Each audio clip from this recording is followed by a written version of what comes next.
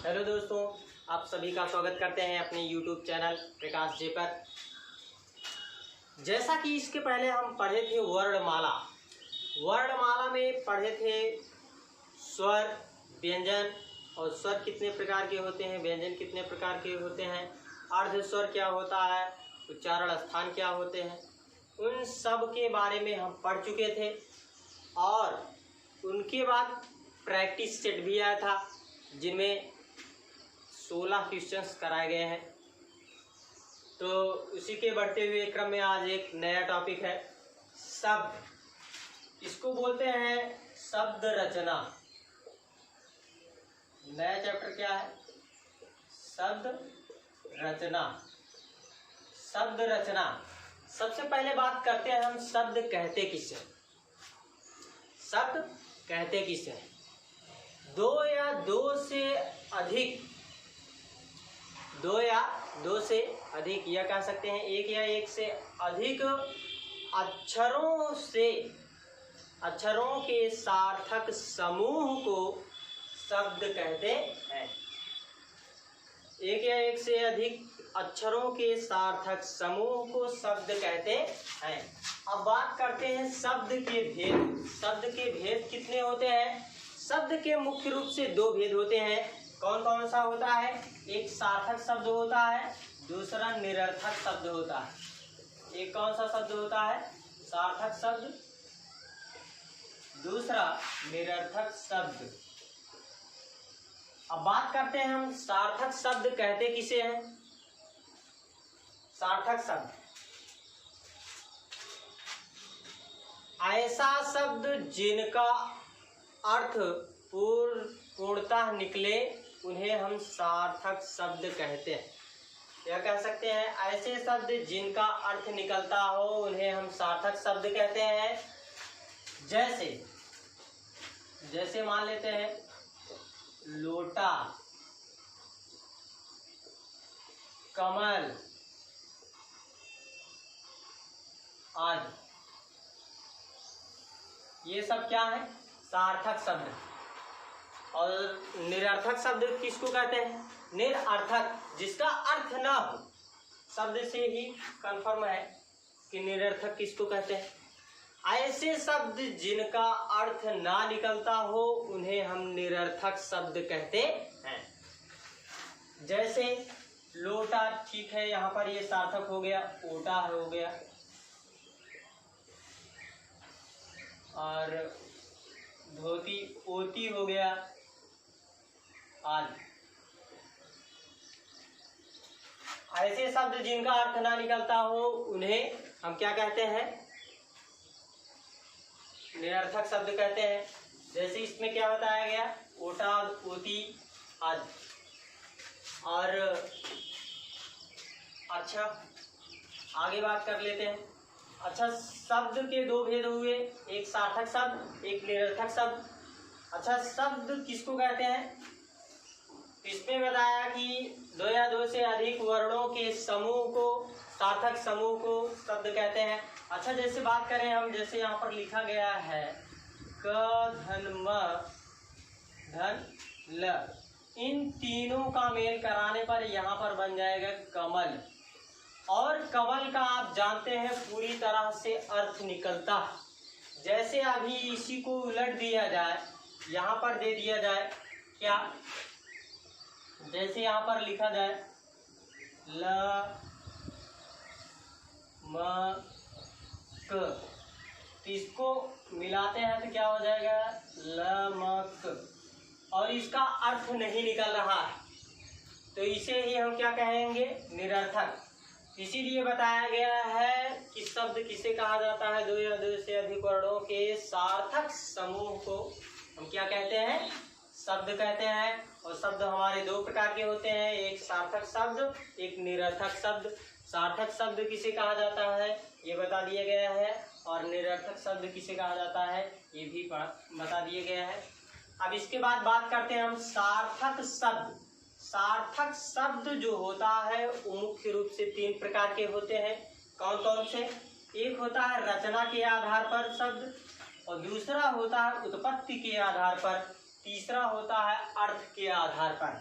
अब बात करते हैं हम रचना के आधार पर शब्द कितने प्रकार के होते हैं। तो रचना के आधार पर शब्द के 3 भेद होते हैं।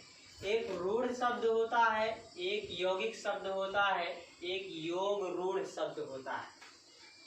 अब फिर दूसरी बात करते हैं उत्पत्ति के आधार पर। उत्पत्ति के आधार पर मुख्य रूप से शब्द के 4 भेद होते हैं। कौन कौन से?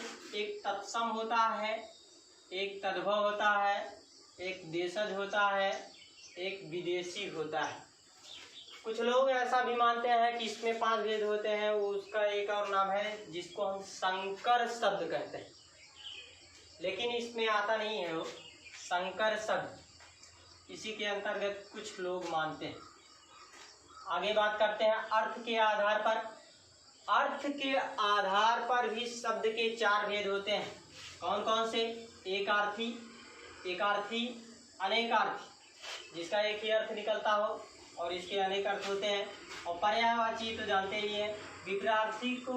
विपरीतार्थी को विलोम शब्द भी कहा जाता है।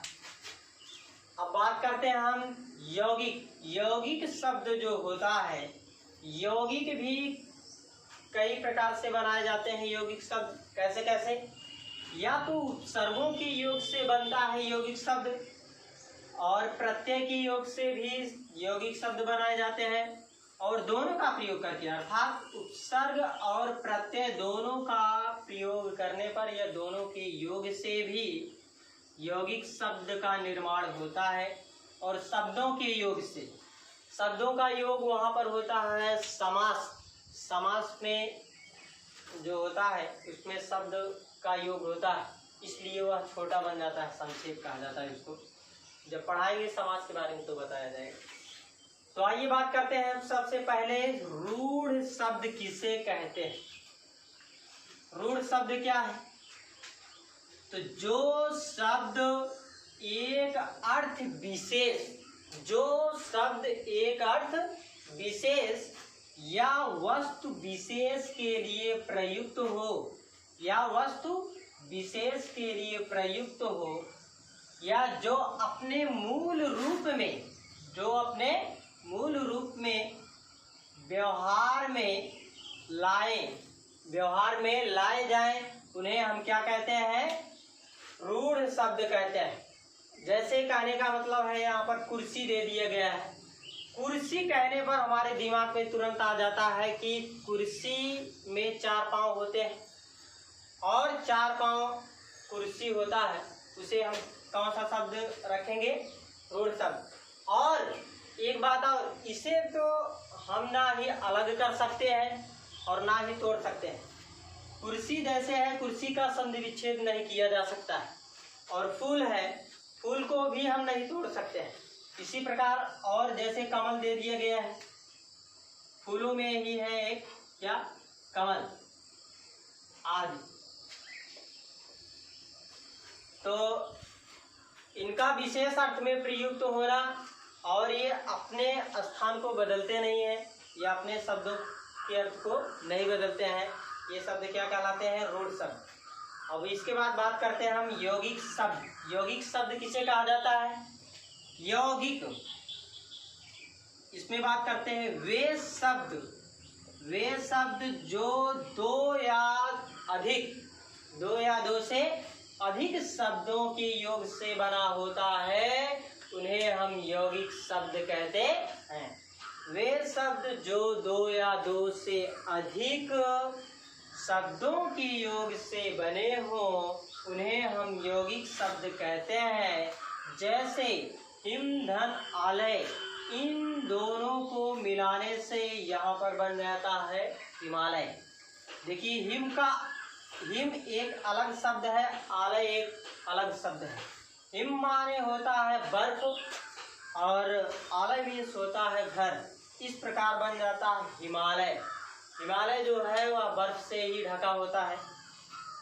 और इसके बाद दूसरा शब्द देख लेते हैं, प्रधान धन मंत्री। प्रधान धन मंत्री बराबर क्या हो जाएगा? प्रधानमंत्री। एक शब्द इसमें क्या हो जाएगा? प्रधान, दूसरा हो जाएगा मंत्री। इन दोनों के योग से बना शब्द क्या कहलाता है? हमारा यौगिक शब्द कहलाता है। तो इसे हम क्या कहेंगे, प्रधानमंत्री कहते हैं। आदि इसी प्रकार से और है। बस आज के लिए इतना ही, फिर मिलते हैं एक नए वीडियो में। धन्यवाद।